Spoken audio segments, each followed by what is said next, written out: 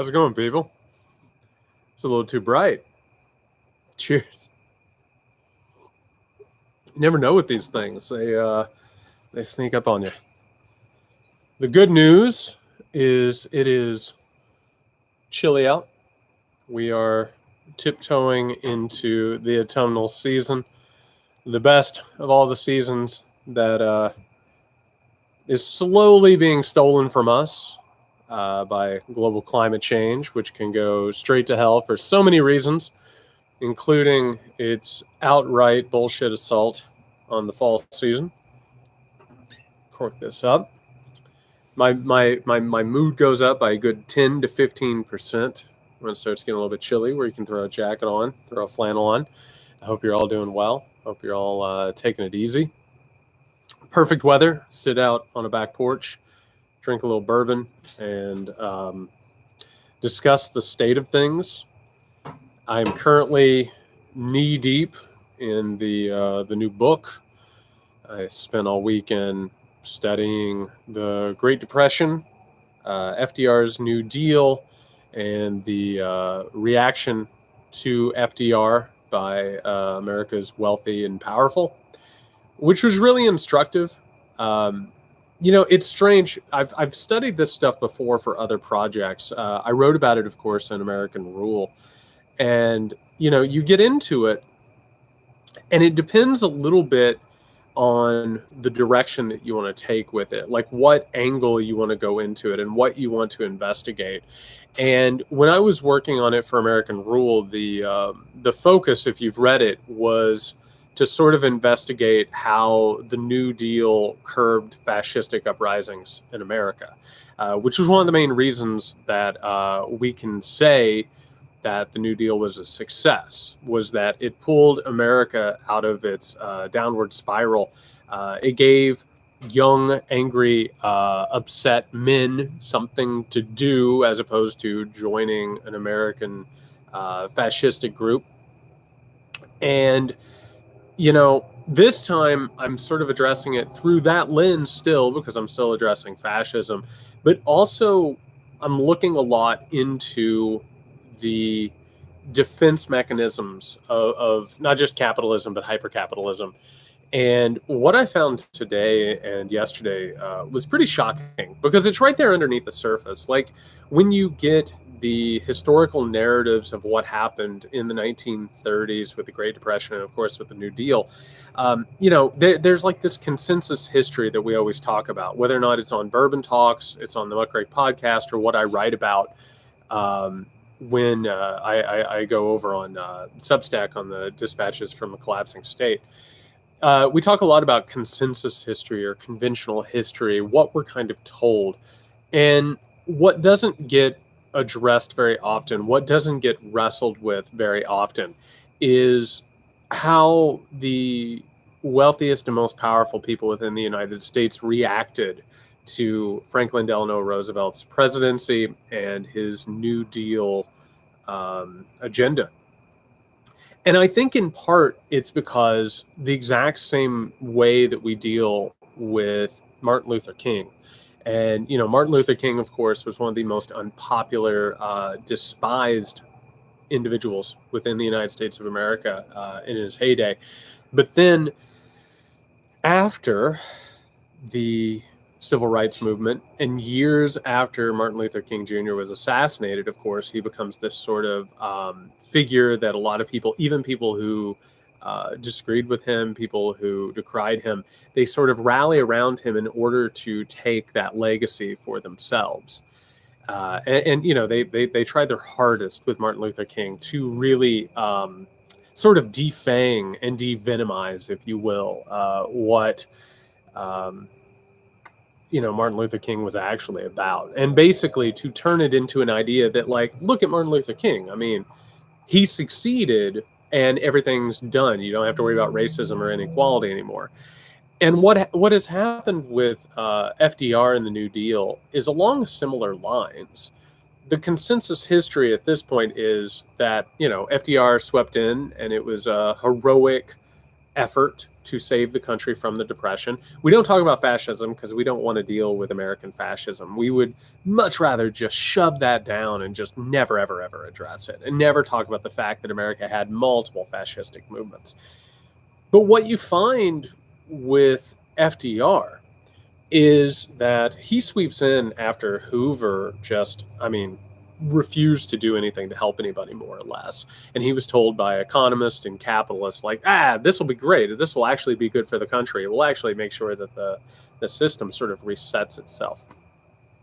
And what you find when FDR comes in and starts pushing the idea of civil projects, investment in social safety net, creating basically, and I know this is going to shock everybody, so I hope you're sitting down. America, going into the 1930s with the Great Depression, was behind all of the major industrialized countries in terms of its social safety net. I know that you are shocked. I know that undoubtedly you just fell out of your chair onto the floor. But America was behind all the major industrialized nations in terms of having even a social safety net to speak of. So FDR comes in and starts pushing all these things. And of course, he has a mandate from the people. And there's a reaction, of course, to the Great Depression and the suffering of the moment. But the expected people line up against him. Capitalist companies. DuPont is at the top of that. I see somebody just made their first bourbon talk. Absolutely. I drink actual bourbon, and this thing gets more and more interesting as time goes on. Cheers. I'm glad you're here. Welcome. So as FDR is pushing all these ideas, and again, this is going to shock you, I know. They call him a socialist. They call him a communist. They say that he is planning to destroy America. He's going to deliver it and turn it into a new Moscow. He's going to make it a communist paradise. And in truth, what actually happened was that FDR saved capitalism. FDR was not a socialist. FDR was not a communist. He said, these are things that capitalism right now has to solve, or else it's done. And there's no other way to do it. And basically what ends up happening is you kind of have a choice. And the choice is you either solve the contradictions of capitalism at this moment, the fact that like very, very few get everything and keep everybody else from having any. So if you do that, you have two choices. One, the people are going to rise up.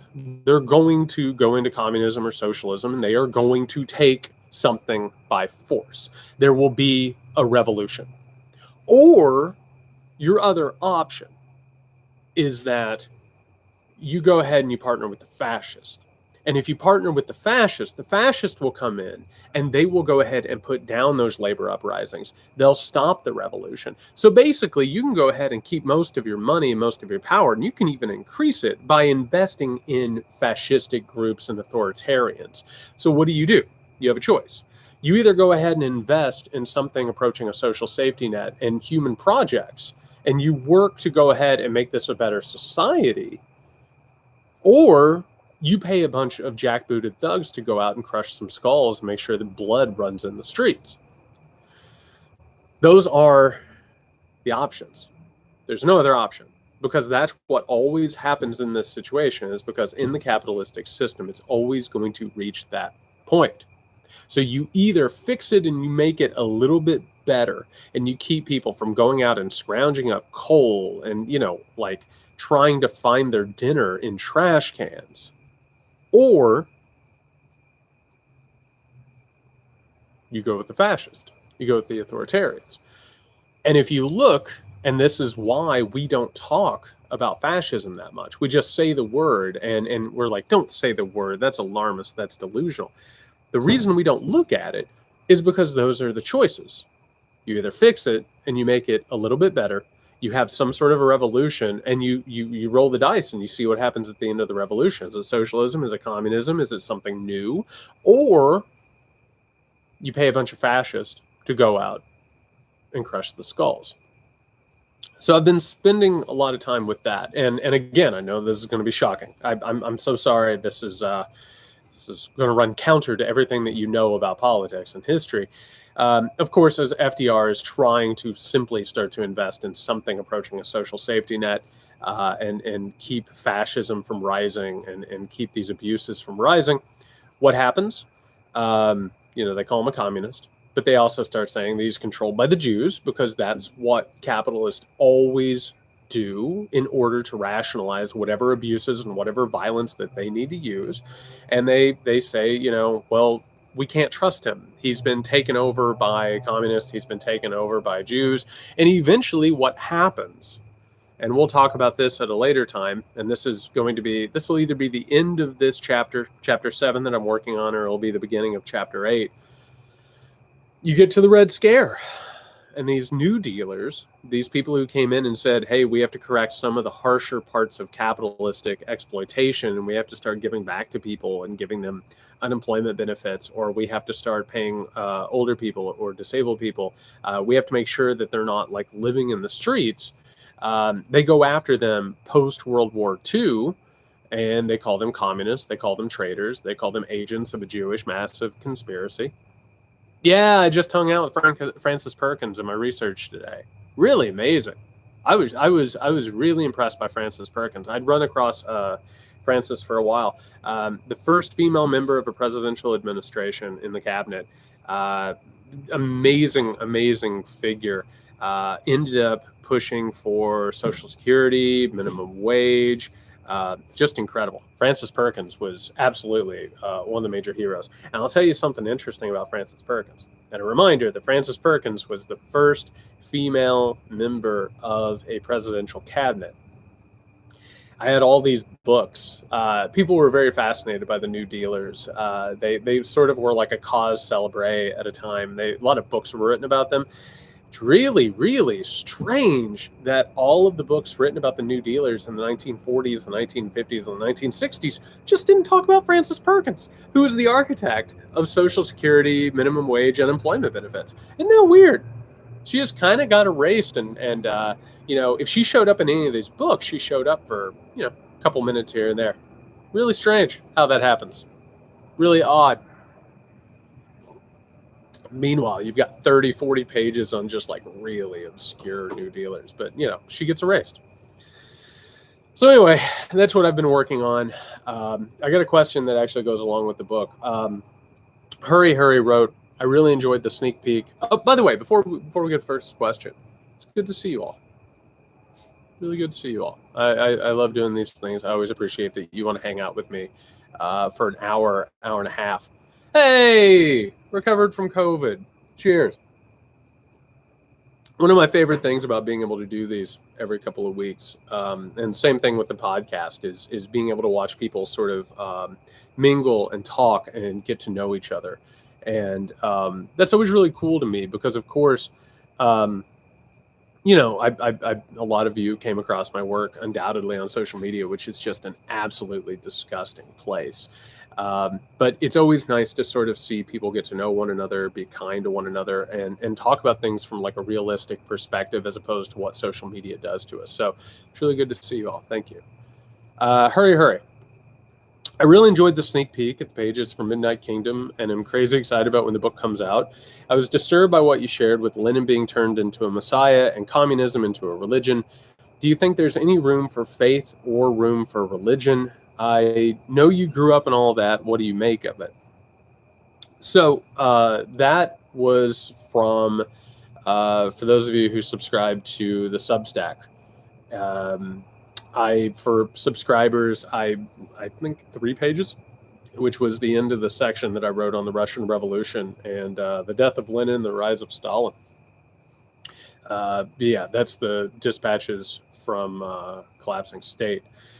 Shared that little section part, and in the research that I found in that, it's really strange because what you find is in post-Russian Revolution, and you got to remember, and this is something that a lot of people don't know about communism, which is that communists, particularly back in the early 20th century and within the 19th century, they looked at communism as a scientific idea. that it was a rational way of viewing the world and a secular material way of viewing the world. They got rid of things like superstitious religion and faith in things and mythologies. And, the entire idea behind having a communist revolution across the world was that the world would stop worrying about things like, made up borders and made up ideas, and they would stop living their lives based on superstition and mythologies. Well, so one of the main proponents of this, of course, is Vladimir Lenin, who helps take over Russia, of course, with the Bolsheviks.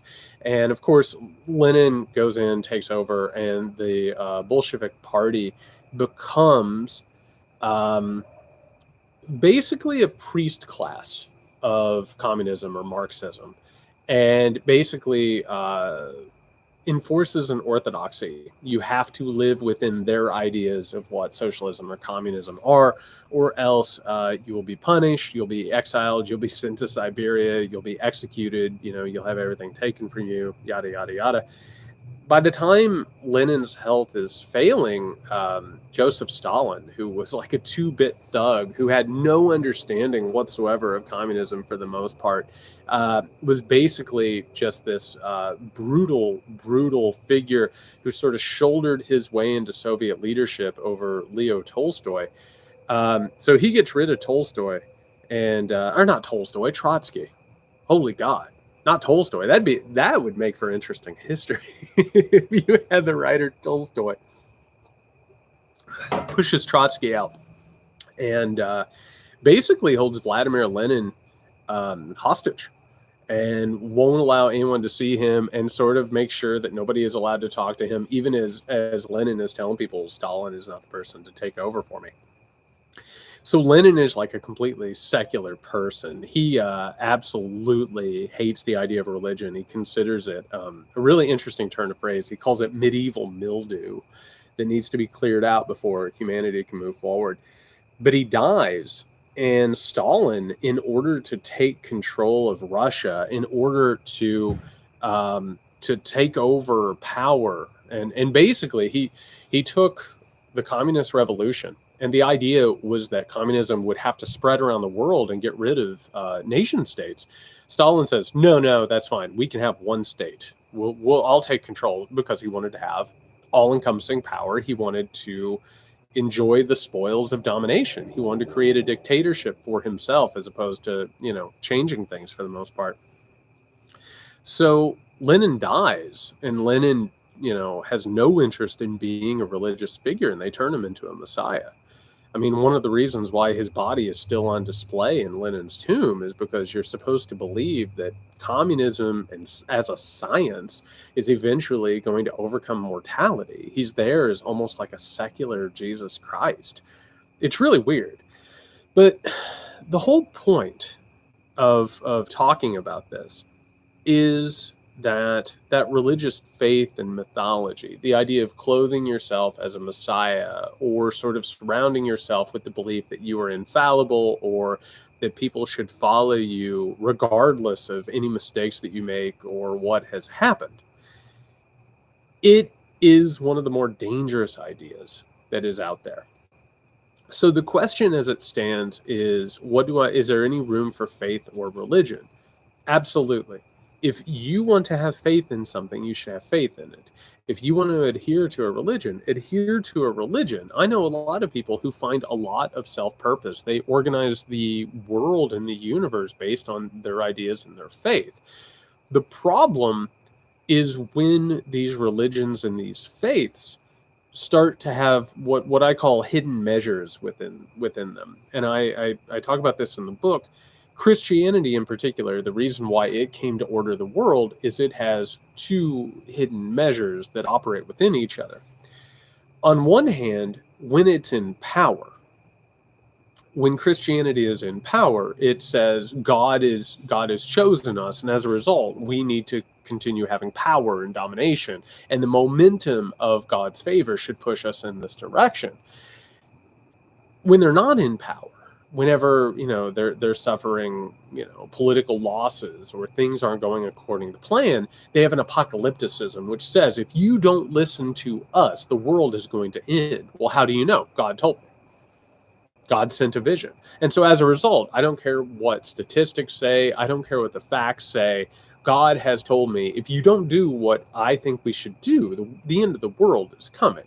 And which, by the way, a lot of this has played out, as you probably have noticed, within the United States of America.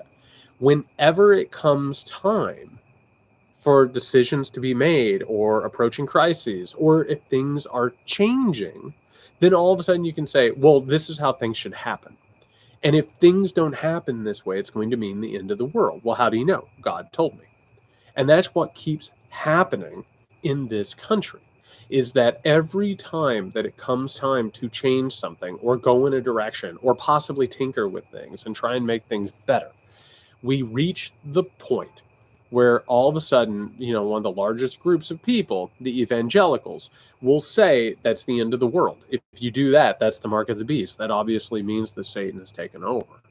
So yes, absolutely, you can have faith in religion. But the problem is when you start projecting that faith or religion on everybody else, and you start determining things based on what I call revealed knowledge versus empirical knowledge. Personally, I don't know of any way to move forward without types of faith. That doesn't mean taking a fallen leader and turning them into a messiah. That means that we have to start having faith in things being able to change. We need to start having faith in each other. We need to start having faith in ourselves. There is a question in this, and we'll get to it here in a little bit. And the question was asking about, can anything change, or what can we do? And one of the things that we have to be able to do is we have to start having faith that we can change things. Because right now we've been driven down to the point where we believe that there's no possibility that things can be changed. And a lot of people have worked very hard and spent a whole hell of a lot of money to ensure that we feel like nothing can change. And, we have to start having faith in one another. We've been taught that the only person that you can count on is yourself. We have been taught that everybody else will betray you, that everybody else is your economic competitor. We've been turned into what some people call homo economicus, right? The idea that everything is about money. Everything is about who can get ahead. Everything is about who is looking to take what is yours. And that has gone through everything. That has gone through our politics. That's gone through society. It's gone through our families. It's gone through our relationships. And as a result, we've become economic competitors, which is nonsense, absolute nonsense. And we've reached a point where, and this is existential, and this is in the weeds, so I hope that this makes sense, because, we're trying to do these things in a quick way. I could talk about this for a couple hours. The only thing that I know for sure is that I'm looking out from these eyes. That's all. I have control over, well, do you have control over what you say and what you do? Maybe, determinism is a thing we could talk about. But the only thing that I know for sure is I'm looking out of these eyes. Are we living in a simulation? Is reality reality? What is best? What is worst? Why are you making the decisions that you're making? Those things are very confusing, and you don't always know the truth. In our best moments, we feel resolute in them, but we have to have faith. And so, for instance, some of you, I've seen you in Bourbon Talk. Some of you I've seen, we do live shows for the podcast every now and then. I've corresponded with people. You are kind people. You've shown kindness. I've seen you be kind to other people. Because of that, I have faith that you have good intentions and that you are kind, right? So over time, I'm able to develop faith in that idea. But the problem is that faith, that solidarity, has to grow exponentially for things to change. It's hard. And everything that we are talking about, and by the way, cheers to you. You came out on a Sunday night to talk about hard, difficult, weird things. Because you're here, it tells me that you are interested in engaging in these things. But they are exhausting. They are hard. They take up so much time and so much energy, and it's so much easier to just be on cruise control and just go through life and not think about these things. But we need faith. We need faith that we can make things better. We need faith that tomorrow can be better than today. We need faith that other people are not out to destroy us and that they are not necessarily trying to take what we have. So yes, I think you have to have faith of some type. You got to find it where you can find it. But it's when we start taking people, it's when we start taking human beings and we turn them into infallible messiahs, that's when shit falls apart. So yeah, we got to have faith, but it depends on what that faith is and where we put it and what we invested in. Kelly says the latest Google Facebook collusion scandal as a topic. Yeah. So this thing, so I have to check to remember which two companies it is. It's Google and Facebook, who, by the way, did colluded in order to screw over Apple. And this is fantastic. What it actually is, if any of you have read 1984, right? It's Eurasia and East Asia have always been at war. There's always a combination of the three countries where two of them are against the other one, and they switch and they change. These major corporations, particularly these big tech corporations, are constantly going to war with one another and moving around in different combinations and different alliances. And part of the reason why this is happening is the exact same way that nation states were as they sort of started coming into their own. One day they would, Britain would ally with France. The next day, France would ally with not Germany, but the Empire against Britain. And it moves around and around and around.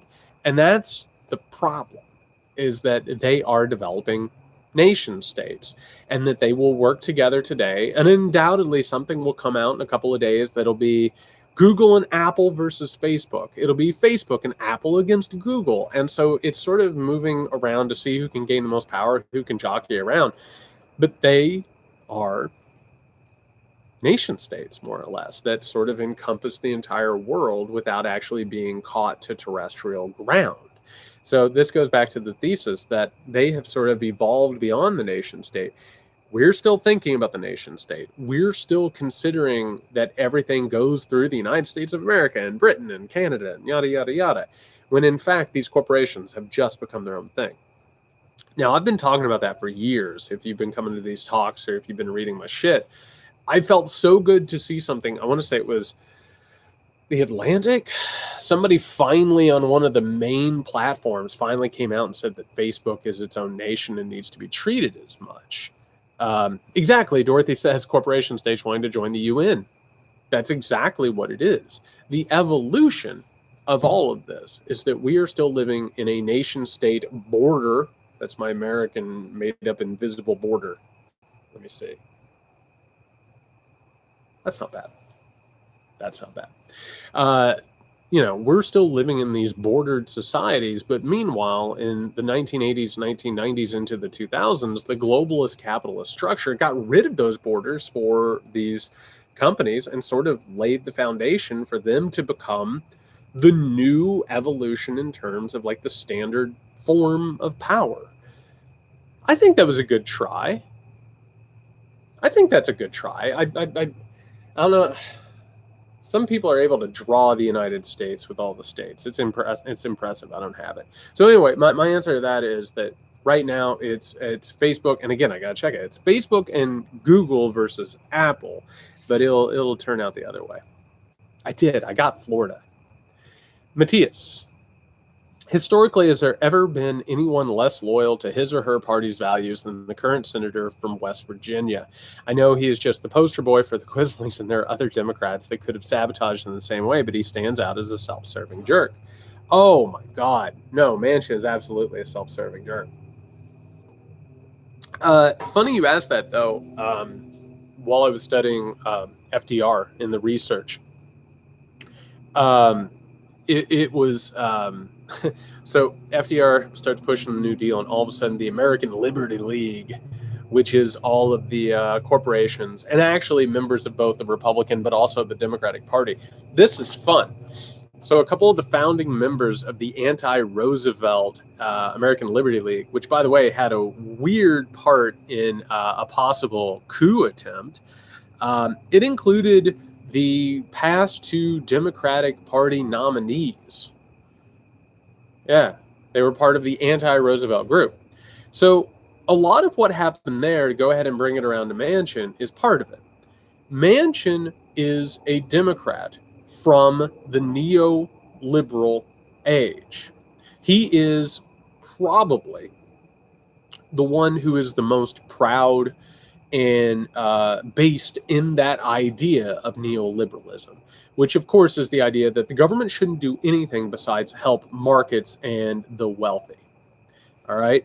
So a lot of what's happening with Manchin is, while other Democrats understand that we have reached a point where you have to at least say that we have to change things. You have to at least say we need to invest in human projects. Like, some of the Democrats don't believe that, but they understand that you at least have to say that. You at least have to come out and say those words in order to be a member of the party, or in order to, win an election or win a primary. Joe Manchin is one of the last to say, no, I believe in markets. I don't care about humans. I don't want to, if you give people money, they're going to be lazy. So what we're actually dealing with now, and this has to do, again, with the example that I gave in terms of, let me see. So FDR was elected in 32, and it was the past two Democratic nominees. So that would have been 28 and 24. The Democratic nominees of 1924 and 1928, who joined the American Liberty League against FDR, they were two guys who, it's like, the Beatles song, A Day in the Life. He had noticed that the lights had changed. They had not realized that things were happening. They had not realized that the momentum in the country had gone in the different direction. So, for instance, they tried to hire Edward Bernays, who you've heard me talk about before. Edward Bernays, of course, was the nephew of Sigmund Freud, who was like one of the developers of consumerist psychological attempts to manipulate people. And, Bernays said, I'll take your money from these guys who are opposing FDR. He was like, you do not understand that things have changed, and you are not going to win this battle. I'll take your money. I'm more than happy to do that. Bernays was absolutely selfish and not above that.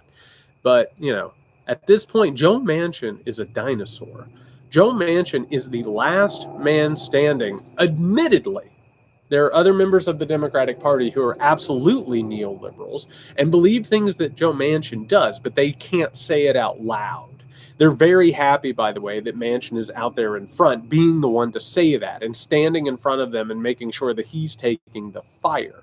But the entire point is that Joe Manchin is of a different era of Democratic politics, the era that starts in the late 1980s and is lasting until now, at which point that we're starting to see the decline of at least open, avowed neoliberalism. So yeah, he's an incredible traitor to this idea that things need to move and change. And, what needs to happen here is that the party has to move beyond Joe Manchin. I wrote about this in Substack. Like, he is a really repulsive, cruel person. And, oh yeah, Sinema absolutely is a traitor as well. But the party's got to move beyond them. They have to find other people. They have to find other people, and once they find other people, they'll get enough votes for that. But it has to go behind a movement. There has to be a rallying point. You have to say, elect us with a mandate and put us in office, and we will do X. You have to do that. And you have to stop playing around with these like half measures. And, I was saying this about the community college thing. They negotiated themselves into a corner. They negotiated amongst themselves. They started out, Sanders was saying free public tuition to college. And then everybody said, no, how about community college? Well, it was always going to end up going away from that free tuition. It was always going to end up with nothing as long as it started with community college. If you start with public college, free tuition at public college, you can get down to community college. But they have stopped playing around with this and means testing and all these neoliberal bullshit ideas. They have to find something else. Oh man, the Georgia Guidestones. I've been to the Georgia Guidestones. That was a weird day. Georgia Guidestones is like this mini Stonehenge in Georgia that has a bunch of New World Order type stuff written on it about keeping population at like a certain level. It's crazy. But anyway, I put too much of a fine point on this thing. They have to move beyond it. They have to move beyond it. And they have to find a new generation of Democrats who move beyond what Joe Manchin and neoliberalism are about. It's time. We're at a different epoch. And you know, I say this all the time in these talks and on the podcast. The right wing understands that we are at a crossroads. The right wing understands that something is about to change in a big, major way. And the Democratic Party, certain members of it understand that, and other members have no idea. Because we always have this recency bias, status quo bias. Things are going to look a lot like today, tomorrow. Well, guess what? Things are going to change. And people need to get on board with it. They need to move beyond Joe Manchin. That needs to be the strategy, and they have to find a rallying point. Hattie, a friend of mine gifted me a copy of American Rule for my birthday. Hey, happy birthday. And I checked out these talks. Hey, very nice. And I've really appreciated them. I wanted to ask about Abraham Lincoln. Weird, I know. And what you were saying in the book about him being turned into a Christ figure. What should we do with people like Lincoln, like in a functioning society? So, you know, I wrote about this in American Rule, that Lincoln gets killed and he gets turned into an instant martyr. And as a result, we don't talk about Lincoln. We don't talk about Abraham Lincoln, the man. We talk about Abraham Lincoln, a symbol. And we turn him basically into a Messiah that came to America, was delivered into America, and then died for our sins. That's the way we treat Abraham Lincoln. We don't talk about, and Will here says, talk about his Liberia plan. Yeah, he wanted to get African Americans out of America. He wasn't necessarily focused on, you know, ending slavery, and he was a white supremacist, and he had all these other ideas. But he gets killed, and then he sort of gets merged into like a secular Christ. We have to talk about who he is. And the more accurate version of who Abraham Lincoln is tells us more about who we actually are than all of this other bullshit. So by talking about Abraham Lincoln, who, by the way, like, everyone likes to do this thing. Whenever people want to challenge me on my depiction of Lincoln, they're like, yes, he was a white supremacist. And no, he wasn't trying to end slavery, but he evolved. Well, great. So guess what? We can look at this person who's considered infallible, and we can say, you know what? He was really, really problematic, but eventually he ended up at this place. So what does that tell us? That says to Americans that we can get better.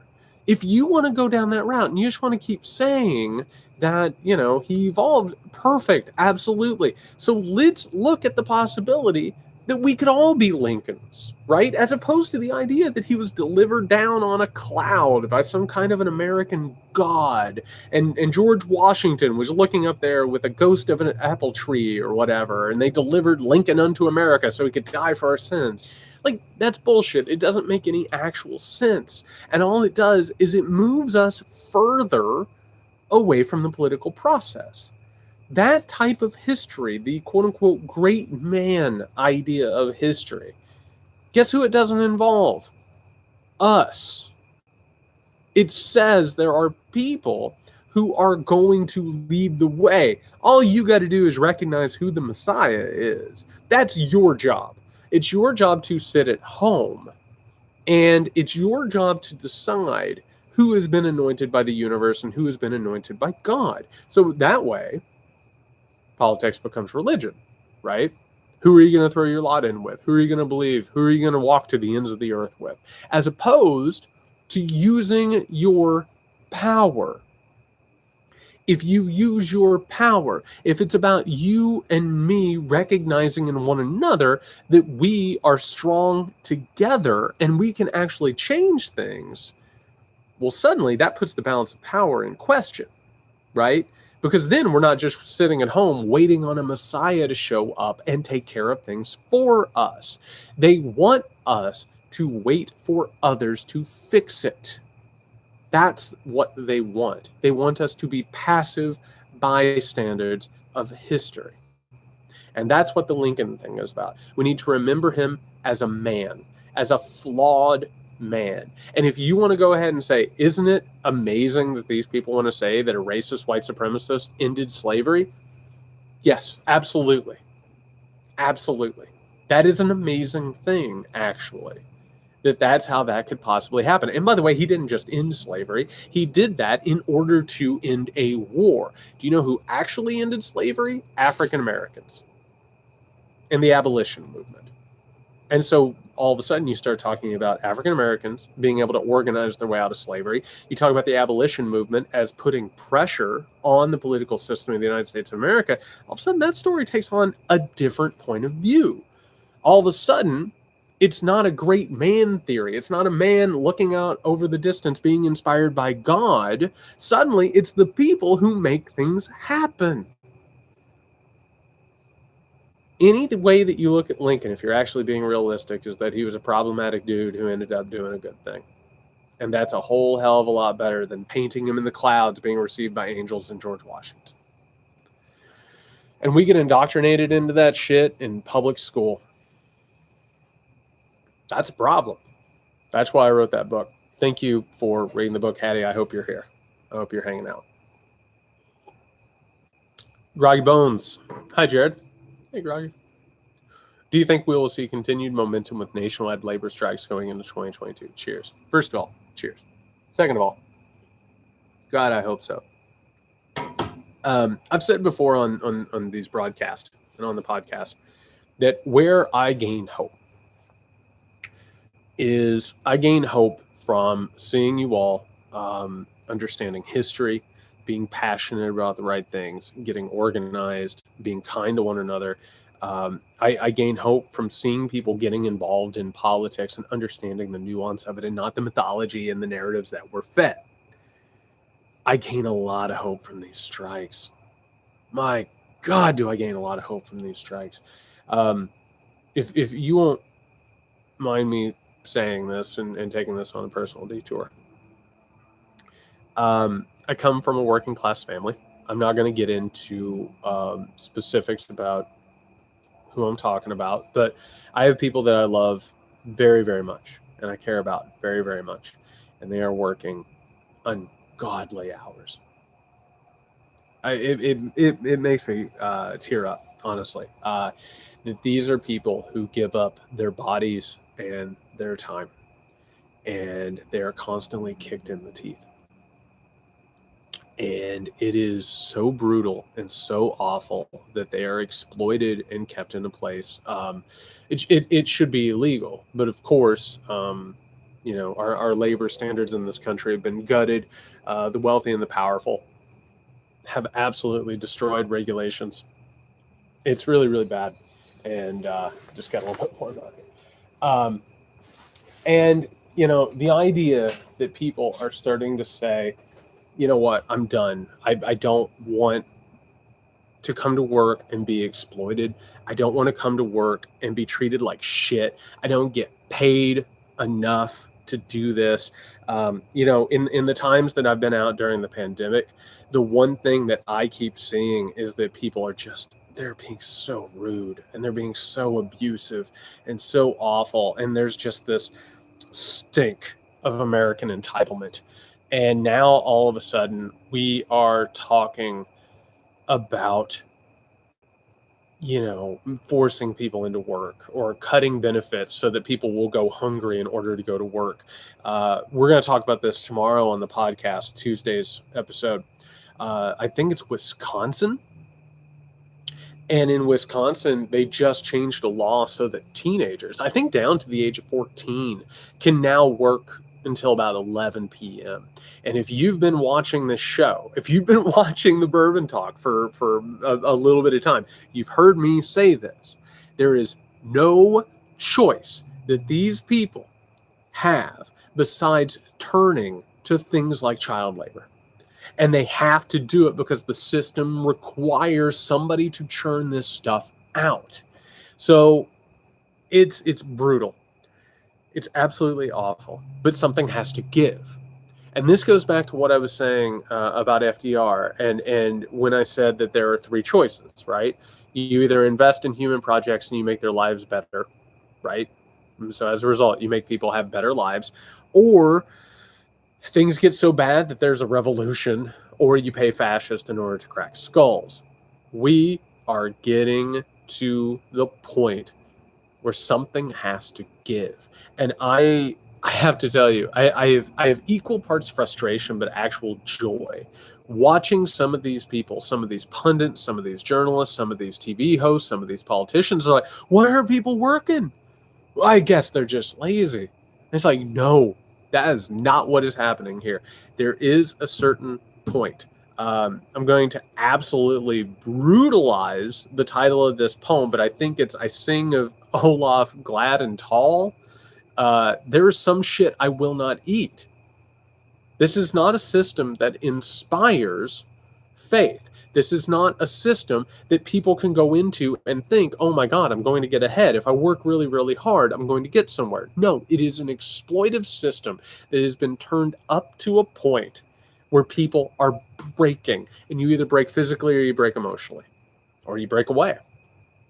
And that's what's happening with the Great Resignation. We have reached a point in this country where the exploitation has become so odious, where the exploitation has grown so odious that you have to do something about it. And I don't know about you, and this is the way I feel about my job. This is the way that I know other people feel about it. I just want it to be 10% better. I just want to be respected. I want to be treated like a living, breathing human being. And that's all that any of us want. And we want a fighting chance. And they can't even give that to us. Why? Because the exploitation has been turned up to the point where it does not work. So here's what I'm saying right now about this labor situation.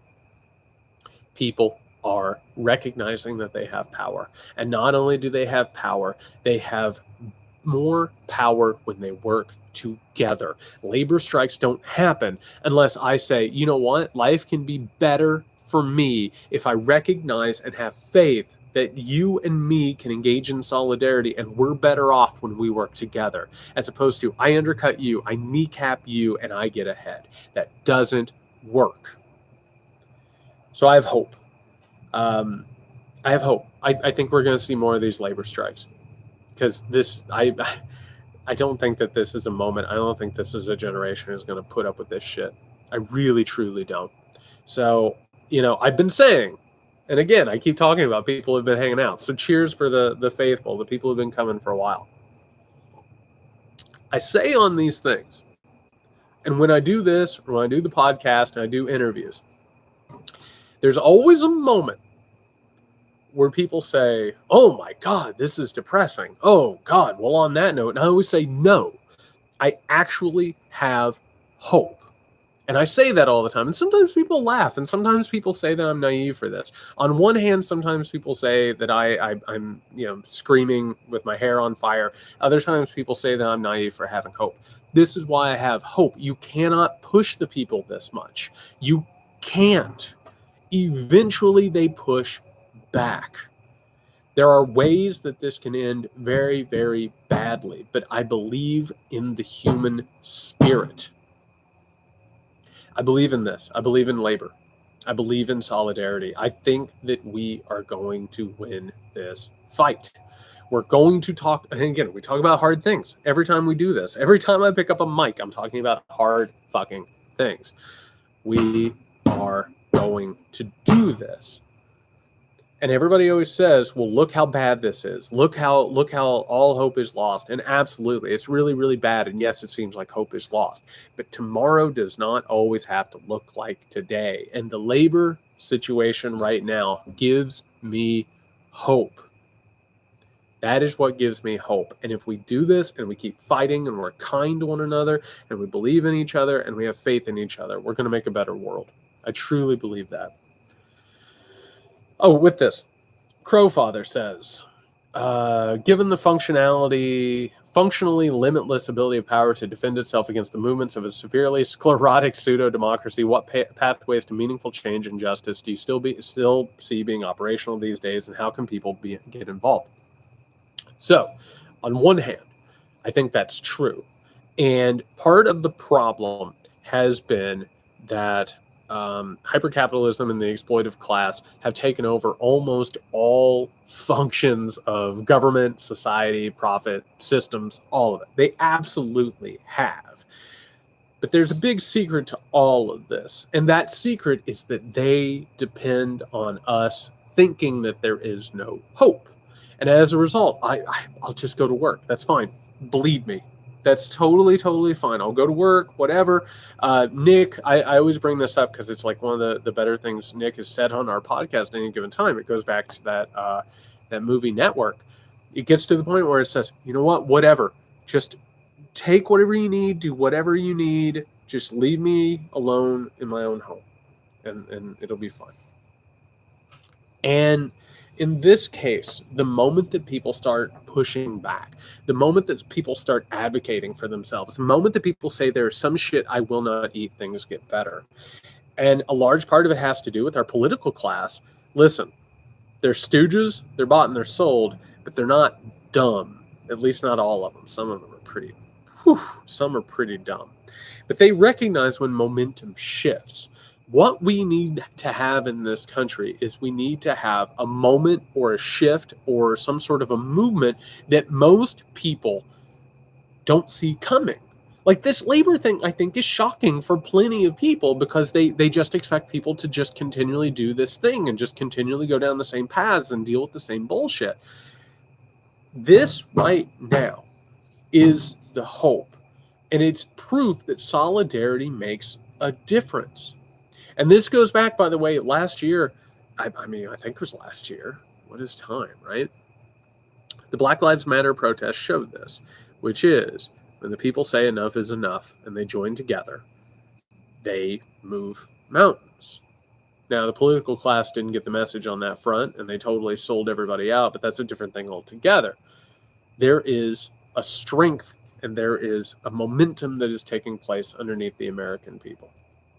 I think that by engaging in solidarity, by engaging in these strike behaviors, by doing these things, we're slowly turning the tide. So what I would say to you personally, and I bring this up all the time, there's 3 steps. 1, get educated. You have to look at history. You have to look at what has actually happened. You have to understand what's actually happening underneath the political narrative that we are fed every single day by the media and our political class. Because they want you to believe it's the soap opera, heroes, villains, messiahs, and devils. And, oh, don't you worry, the speaker has a secret for that. There's a secret plan that's going to take place. And don't worry, they're going to swoop in and fix this thing. That's all soap opera. That's window dressing. That's all that is, right? You are not a bystander. You are not necessarily a consumer. Once you understand what's happening, it becomes very clear the things that you can do. You need to get angry and realize that there are people who are exploiting you and they're exploiting your family. They're ensuring that you will live a shorter life, your family will live a shorter lives, the people you care about will live shorter lives because of this exploitation. When you're good and you're angry and you're educated, you get organized. Now, on one hand, maybe that takes place in your workplace. Maybe you talk to some other people. Ask other people that you work with, say, hey, I make X. What do you make? Hey, isn't it some bullshit that we're having to work 3 weeks at a time without a day off? Can you believe that our manager made us do this? Can you believe this? You communicate. They have convinced you that you are economic competitors with one another. Start sharing notes. Because the moment that they silo you away from one another, the moment they make you nervous about one another, the moment that they make you suspicious of one another, they've won. Talk to other people around you, not just at work, but people in your neighborhood, people in your family, your friends. Make sure that you're comparing notes. In moments like these, we are supposed to feel like we can't do anything. We're supposed to feel like reality is a shifting sand underneath our feet, right? That's why we get lied to so much. That's why we get misdirected so much. They love doing that stuff. They love giving us a story that doesn't make sense, that we know doesn't make sense, but it's still the reality that we're fed. Talk to the people around you. Start talking about what's going on. Talk about how things aren't okay. If someone asks you how you are, if somebody asks you how you're feeling, be honest with them. We need to start engaging in a lot more conversation about who we are and what we're going through. Wobblies United. It's sad to have to ask this, but what can we expect our day-to-day lives to be like under fascist authoritarianism? How do capitalists think this won't negatively impact their wealth and companies? It doesn't make sense to me. Perhaps I'm not crazy enough to see it. So let's get deep in the weeds on this one. So going back to what I said, which was that the wealthy and the powerful, when faced with the possibility of change, particularly from the left, through solidarity, through some sort of disruption of labor or politics or whatever, they turn to fascist. They think that fascists are basically dogs on a chain that they can use. So they give fascists a lot of money and then they let them go. And then eventually the fascists get off the chain. And basically the people who thought that they would control them, corporations, business people, the wealthy, they look up and they're like, oh my God, these people, I didn't expect them to do this, but it's what they paid them to do. What we're talking about here with authoritarianism, I think in America would look a certain way. It would be probably a pretty polite authoritarianism. It would probably be the type of thing, and I hate to say this, and I don't want to be right about this, but I think that I am. And that is that a lot of the people in media, a lot of the politicians, a lot of the business people, they would be absolutely, totally fine with it. And it's because they wouldn't, really interfere with what happens in their lives. They would make sure, actually, that their property was probably protected. What we would probably see in this country would more or less be a targeting of vulnerable populations. These are the groups, and by the way, with the what is it? Sorry, I looked over at the thing and I saw somebody going into the workforce. Good luck to them.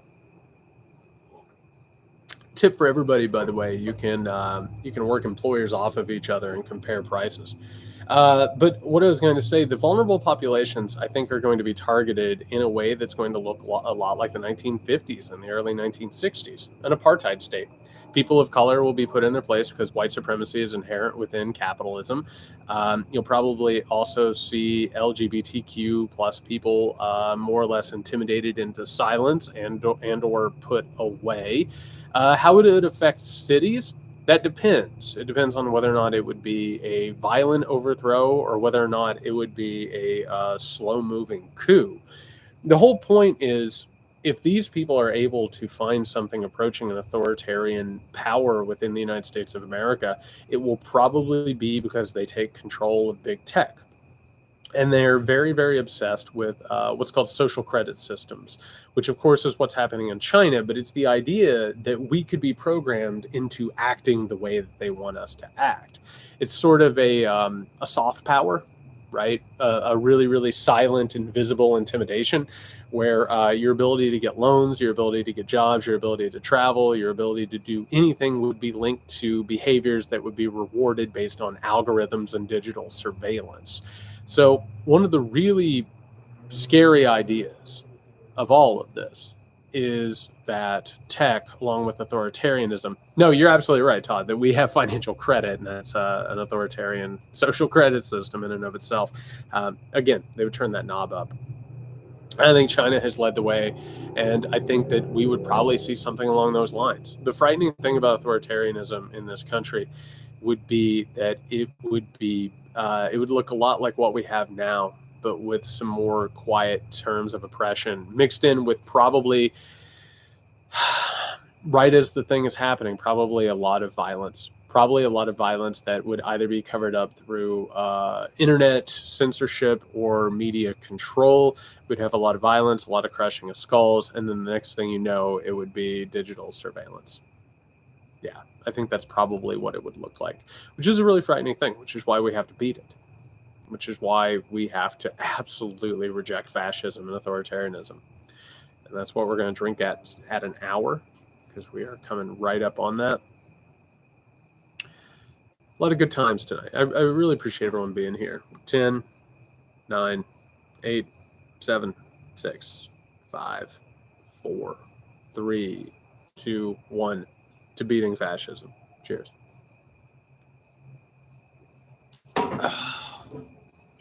Yeah, we have no choice. We have no choice whatsoever. We have to beat it. And we will. The human spirit is incredible. And I think we're going to win this one. All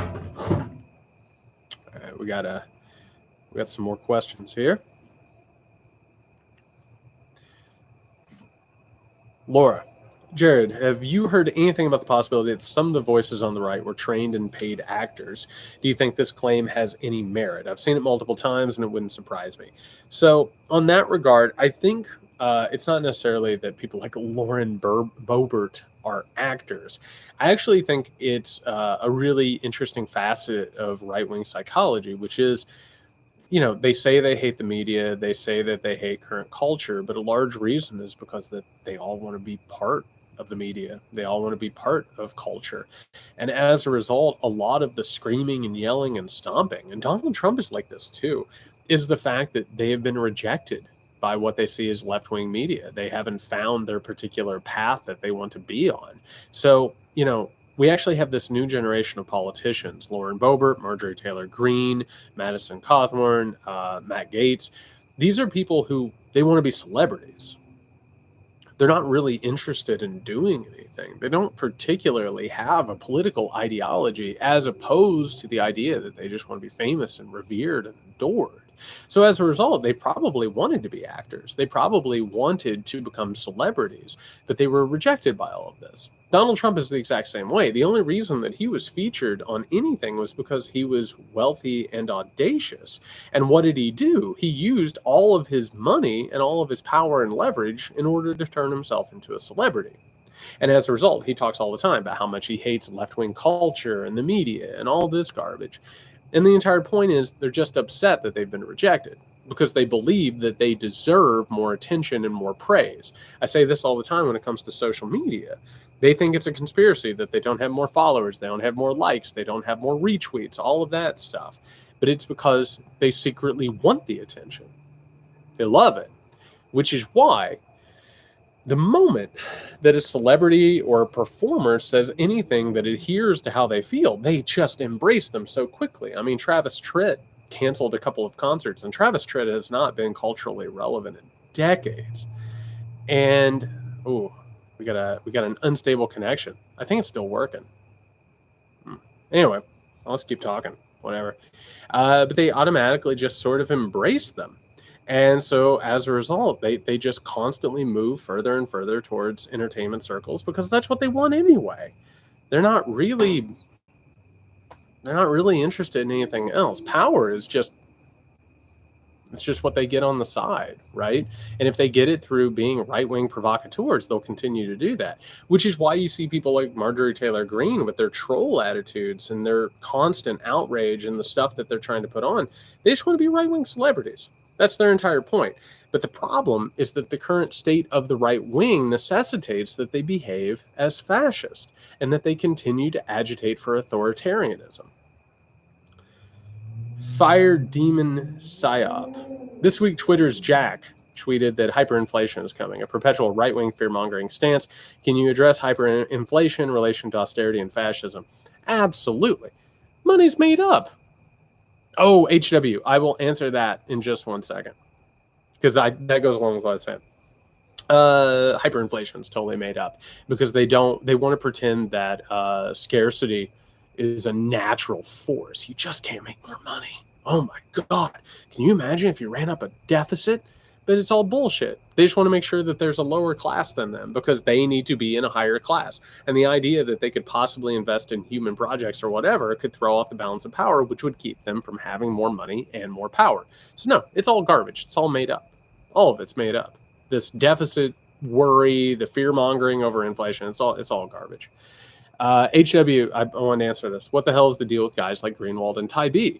So their whole shtick, Greenwald and Tybee. First of all, Greenwald has his own problems. I don't know anything about Tybee personally, but I've talked to enough people who have worked with Greenwald that he's got problems. I'll just say that. But Greenwald and Tybee have a political perspective that is just a little bit different. It's a little bit different than what mainstream politics are. And so as a result, they weren't getting called, in on like the mainstream shows on CNN or MSNBC. But guess who called? Fox News. Or right-wing agitators who were looking for people on the left wing to carry anti-left wing narratives. So as a result, Greenwald and Tybee were basically turned into sort of examples of people within the left who were able to start to contradict the left. This is the best thing for their careers. They make incredible amounts of money by going after people on the left and by saying that they're ridiculous or absurd or hysterical. And as a result, so they start going there for the money and the power, and it starts to change the way that they think. Because we are influenced by the things that make us money, give us power, or gain us attention. If you're not aware of that fact, if you're not constantly taking sort of a self-reflective idea of who you are and why you're doing the things that you do, you can end up in a stream and just be lost for the rest of your life. But Greenwald and Tybee are two people who were on the left who just were a little bit different from the consensus sort of media opinion. And as a result, the right picked them up and then they went with it. And so that's where they went. I can talk about that for a very long time. It's a very fascinating thing that has actually happened. Tammy, what's the best movie you've seen recently? Dune. I saw Dune. And I won't spend. Oh yeah, Jimmy Dore is the exact same thing. Absolutely, Jimmy Dore is the same thing. I won't spend too long saying this, but I will say I'm a Dune fan from way back. I actually really love the David Lynch Dune. It's problematic and weird and messed up, but it's a giant clunky mess. That's neither here nor there. When I heard they were remaking Dune and that Villeneuve was doing it, and the people who were writing it, I got hopeful, but I told myself that I wasn't going to get my hopes up. And then the reviews started coming in. The reviews were really good. I'm not going to spoil anything. Don't worry about it. For me, Dune was great, not just because it hewed closer to the original book mythology, and I love the books. It was great because it was awesome. And I say that in the literal sense of the word awesome. We say awesome all the time. I mean that it was awe-inspiring. I mean that this was a person who wanted to show like the scale of like a galaxy and future technology. I thought it was really cool. I thought it was really cool. I dug it. And I listen, I'm an old grump when it comes to movies. I teach screenwriting. I examine scripts. I think about this stuff a lot. And yeah. Well, thank you. There were a couple times it sounded like I was going to go on Bill Maher, and I didn't know what that was going to look like. I felt like I was going to go on and get in a fight with him. Yeah, when I do shows, I always feel a little bit strange. Tentatively, I was supposed to go on a show Friday night. I'm supposed to go tentatively scheduled to go on a show tomorrow night, Monday night. You always get bumped from those because something happens or the schedule moves around. But I always feel weird going on the shows. It's a weird feeling. It's a strange thing to do, and you have to narrow the way that you talk. You have to make sure that like you limit the amount of things that you talk about, and obviously the conversation is sort of controlled. It's a strange thing. It's a strange thing, and yeah, I'll go everywhere that I'm asked outside of Fox News and Newsmax and OANN. I turn them down when they ask, but yeah. Vivaldi's Four Seasonings. What do you think is the most likely scenario for 2024? It feels like the entire country is reluctant to admit that the GOP is a fascist movement. I'm losing sleep at night and trying to determine how to best help and avoid the worst outcome. So here's the thing about 2024. We don't know.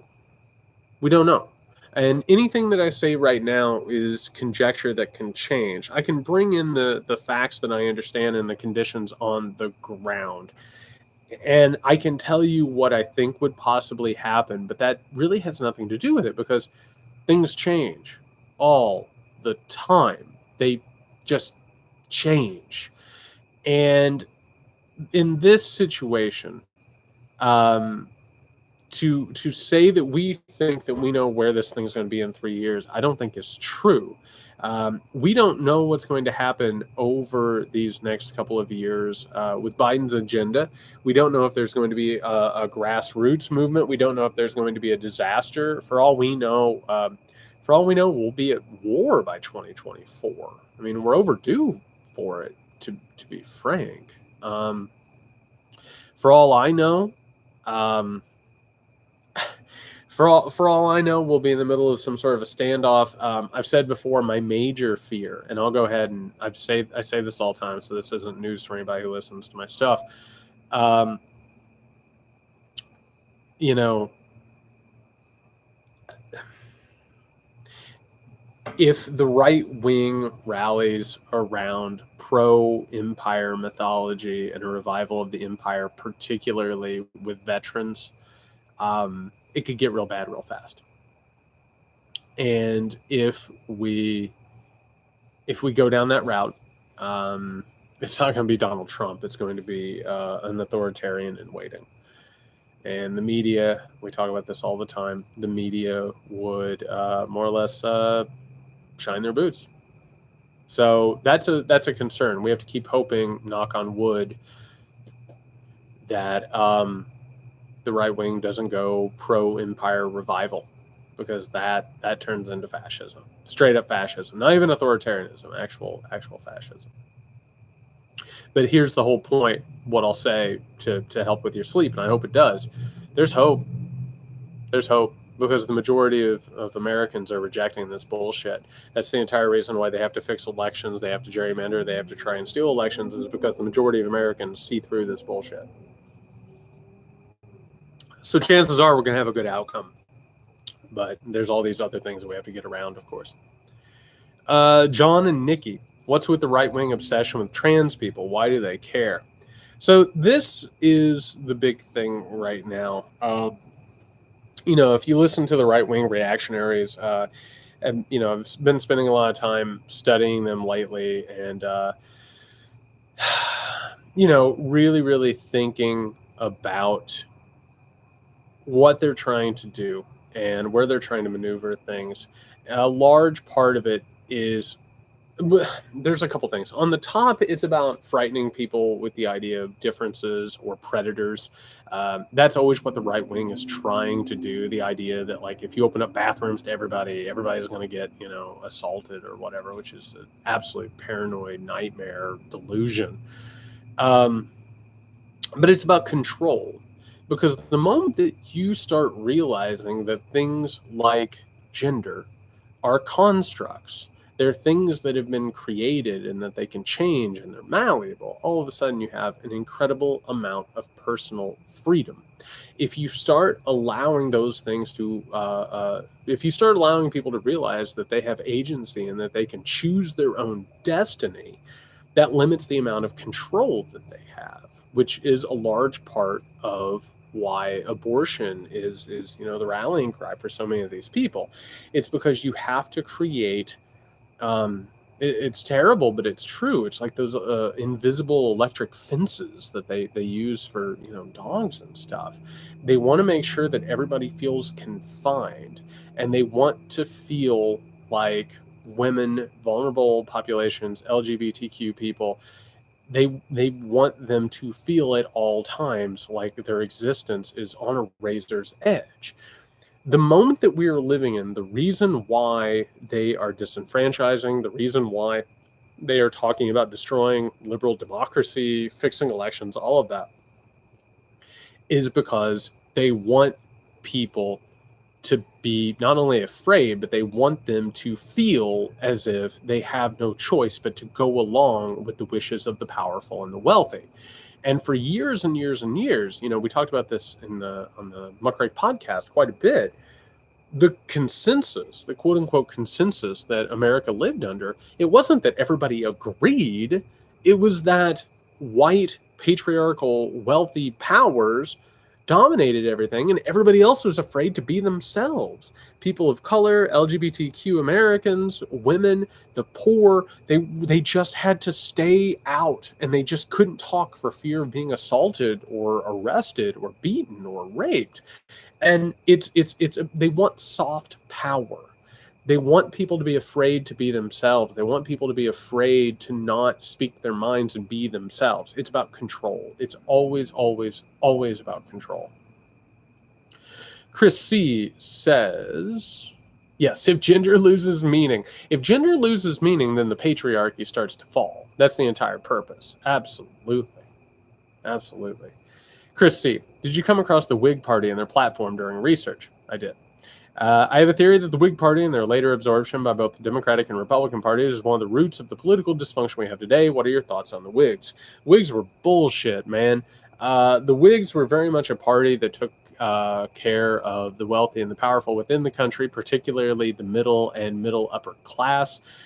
They were all about the status quo. We don't need a lot of change. We don't need the government getting up in people's business all that much. Slavery might be problematic. Let's not mess around with that. Let's just make sure that we stay on that sort of narrow road. And as a result, because they did that, they were also paranoid as hell. There were tons and tons of conspiratorial parts of that, because when you want the status quo, particularly an exploitive status quo that adheres to keeping the powerful and the wealthy powerful and wealthy, you see shadows everywhere, right? You see monsters around every corner. So of course they have parts of the anti-Mason party. They have parts of the Illuminati fear in them. They have fear of revolutionaries that are planning on destroying the country. So one of the reasons that we end up having the Whig Party that absorbs within the Democratic and the Republican parties is post-Civil War. And you got to remember that the Civil War ends up becoming between the Democratic Party and the Republican Party, and the Whig Party has to go away because they have no dog in that fight. They're not interested in actually getting into this fight, right? So after the Civil War, and eventually when Reconstruction is completely betrayed, basically the political parties are more or less the same, kind of. They're just sort of interested in wealth. They're bought out by the wealthy and the powerful, once all of a sudden you start sending money out to infrastructure and railroads and all of those groups. And, what you actually see is you see that both parties become entrenched within politics of wealth and power. So again, you end up in a position where the Whigs just they move into the Democratic and the Republican parties as they become the standard parties of entrenched power. So yeah, they have a big role in all of that. And there's a weird paranoid streak within all of it, which there's a paranoid streak in all of this stuff too. Beth. It's going through a lot of bourbon tonight. This is a good talk. I put on Twitter. I don't know if you all saw this. I good questions tonight. Really, really good questions all the way around. Good chat over here. I am drinking a little more bourbon than usual. I'm enjoying this. I missed you all. Beth, when you talk about the media, who does that include and exclude? And is there anyone getting it right? It seems like everyone in the media talks about the media as others, and it's confusing as fuck. Yeah, absolutely. It is confusing. What I would say here is when I say media, and it's just When I say media, I'm talking about the gatekeepers. And what I'm talking about is I am talking about the people who determine the national conversation. So, like, for instance, and I'll be frank about my place in it, and I think this is one of the reasons why this, I don't have a Southern accent. I have a Southern Indiana accent. And so when I came down to the South to teach at a university, it brought out the Southern elements of my Southern Indiana accent. Because one of the things that happened in terms of migration is that the South moved up into Southern Indiana and then moved back down. So what I have a Southern Indiana, a Southern Hoosier accent. I come from Greene County, Indiana, which is where they make the Midwestern Southern accent. But I appreciate that. I get told a lot by Southerners. They're like, "You're from the Midwest, aren't you?" Yeah. So when I say the media, I'm talking about the people who determine the national conversation. So, like me, and I want to be very, very clear about this because you're hanging out with me. We're drinking some bourbon. We're being honest, and this is about intimacy and trusting each other and all that good stuff. What I will say is that my position within the quote unquote media is that I'm throwing rocks.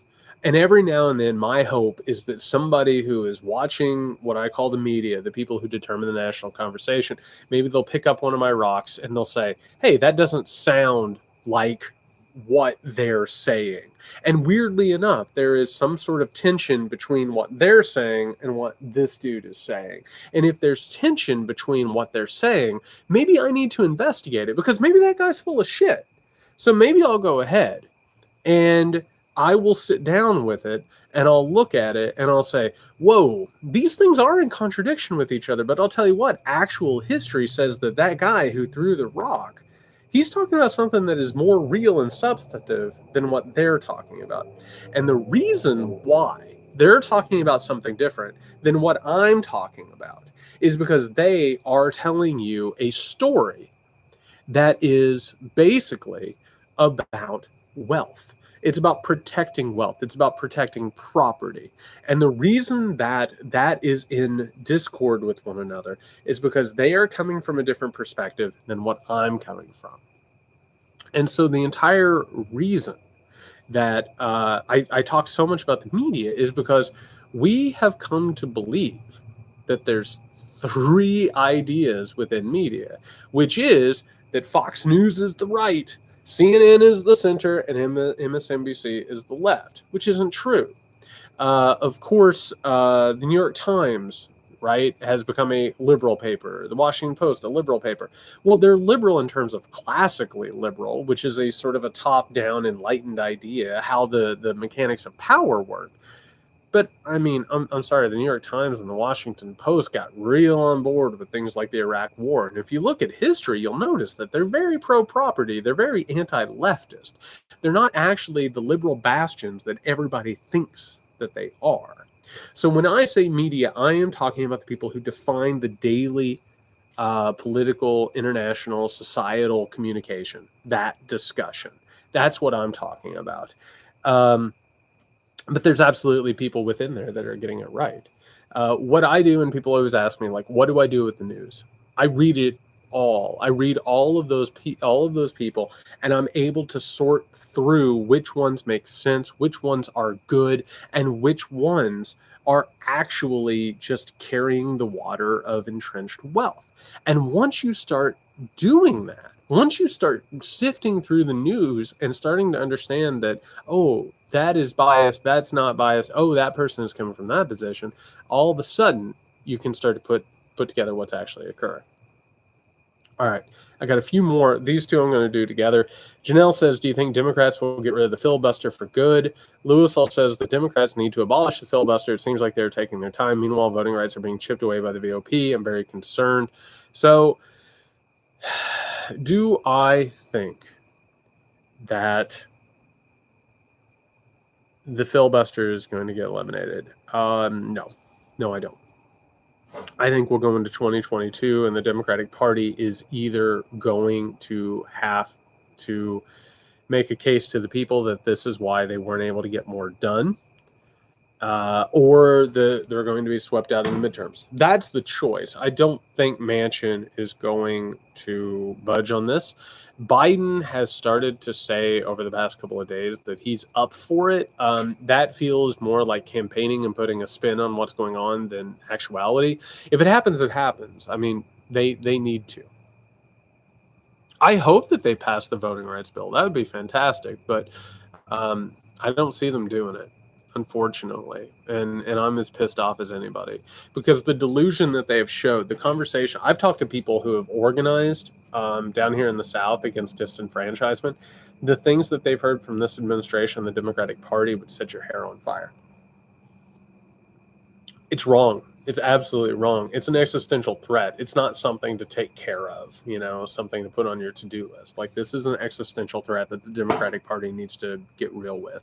But as of right now, if I had to put money one way or another, I would say that they do not get rid of the filibuster. That's where I would put my money right now, based on the conversations that I've had. But they need to. They need to in a real bad way. Sarah, I have encountered 2 anti-vaxxers in the wild claiming to be communicating with doctors in Europe. One proudly stated she was on Telegram with a lawyer representing 150 European doctors in a lawsuit against Fauci. Any idea who is funding anti-vax ops and how they target Marx? A large part of it undoubtedly is coming from the libertarian coffers, the Koch brothers, the wealthy and the powerful, the libertarian millionaires and billionaires. Their entire purpose with all of their operations and the money that they have is incredible. It really, truly is. They circulate through the system basically to keep Americans.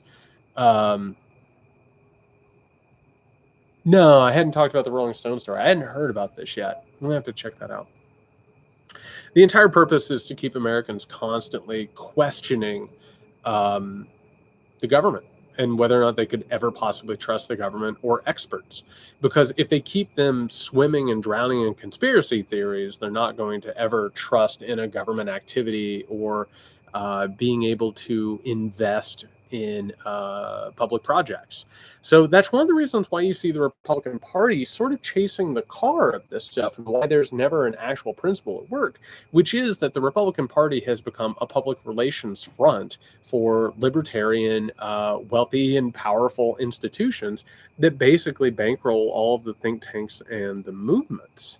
And when they're doing that, the Republican Party has to go ahead and, they have to go ahead and put some sort of a narrative in front of it, which is what they've been doing. But I would have to imagine that a lot of these anti-vaxxers, they're either doing it in order to make money out of it, gain followers out of it, or they are following the directions of some sort of a right-wing libertarian, wealthy project. Loose chains. Will the January 6th committee and or the DOJ ever bring justice to those who had a hand in orchestrating the attempted coup, up to and including Trump himself? Man, I wish I could tell you that I believe that they would. I said, and again, people who've been hanging out and doing this for a while, I said that these administrations do not like prosecuting past presidents. They would much rather turn the page and move on. This Steve Bannon stuff, the Trump administration ignoring these subpoenas, if you don't do something about it, like, you are inviting another coup. And this time it'll be worse. This time it will be worse. So I'm not going to hold my breath. I am not going to, lose sleep over it, because I would be shocked at this point if the January 6th Commission and or the Democratic Party or the Department of Justice actually goes ahead and holds these people accountable. If it happens, it'll be a happy development. I'll be surprised. But everything that I've seen from politics, the way that I've seen all of this happen, they would much rather just move on, because in order to investigate what actually happened, you have to start getting into the infrastructure rotting. You have to start talking about real problems in this country, and people would much rather move on and do something else and pretend like those problems don't exist, unfortunately. All right. So that's going to do it for questions for the night. As always, I appreciate you so much. Doing these things are so cool. It means a lot to me. The Monk Creek podcast will be back on Tuesday. Right now, we have a good guest scheduled. Knock on wood. Sometimes those things fall through. So I think Nick and I will be interviewing somebody pretty cool on Tuesday. If you haven't already subscribed to that podcast, please do that. The Substack dispatches from a collapsing state. There'll be a new post on there. Some cool new options are coming out. Some cool new features. If I can get more subscribers, as I get more subscribers, I'll do more stuff, including some audio posts and some commentary, stuff like that. Some more frequent posts. Thank you as always for advising me to go ahead and open up that Substack. I wouldn't have done it if people wouldn't have recommended it on a Bourbon Talk. American Rule is out in paperback. If you haven't already, get a copy of that. Get a copy for your relatives. I promise you'll be able to have a conversation with them about history that you weren't able to before. Again, as always, I appreciate you so much. You keep me going. You give me hope. You give me energy. Appreciate you so much. Cheers once more. We are going to defeat fascism. We're going to make a better, more real human future. These things are hard. We talked about hard things tonight, but we talked about them in a realistic manner, and we talked about them in ways that we can make actual change, do good stuff. Cheers, everybody. All right. Good night. Have a good one. See you in a couple weeks.